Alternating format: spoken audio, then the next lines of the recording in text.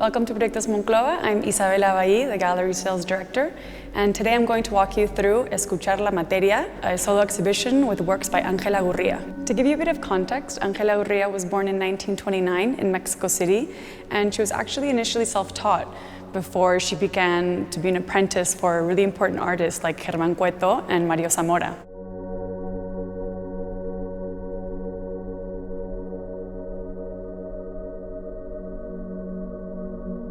Ángela Gurría is essential to the canon of Mexican art history.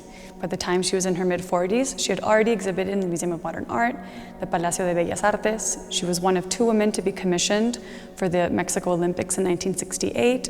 She was the first woman to ever be accepted into the Academy of Arts. Ángela is without a doubt one of the most prominent figures in Mexican art history and within sculpture. Her sculptural production really began to take off in the 50s, and since then her work has evolved tremendously, both thematically and stylistically, through heavy experimentation of different materials.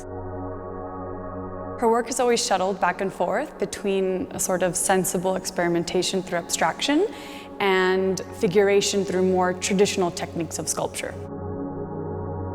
One of her earliest works that's included in this exhibition is Flor del Desierto, or Desert Flower. This work is very significant because it was actually the first ever aluminum cast sculpture made in Mexico. So this work not only shows her artistic talent, but it also is a testament to the fact that she was a real trailblazer within the Mexican art scene. Another very important work included in the exhibition is the maquette for Rio Papa, which was actually made in 1970, and you can find the monumental sculpture outside of the Museo de Arte Moderno.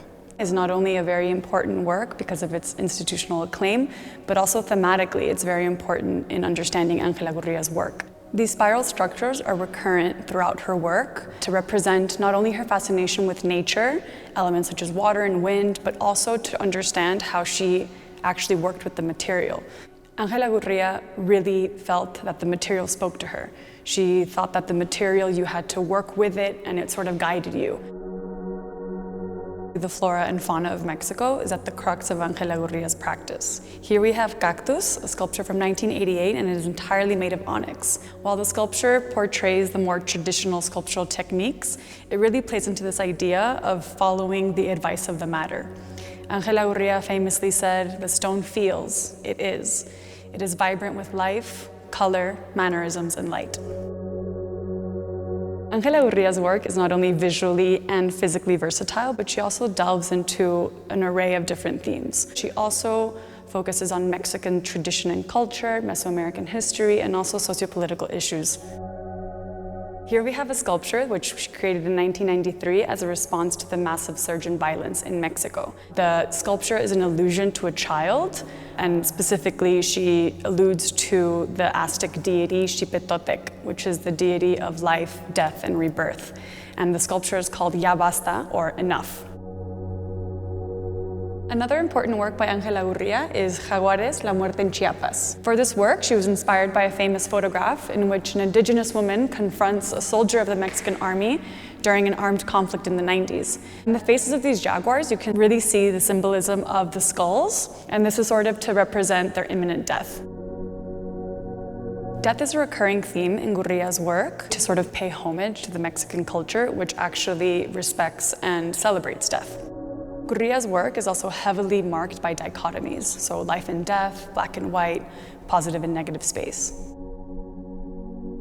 Ángela also plays with these contradictions through her choice of material. For instance, here in Mariposa Roja and Mariposa Rosa, she chooses marble to represent butterflies, the most delicate and lightest of insects. So to represent life and transformation, she chooses this almost eternal and immovable material.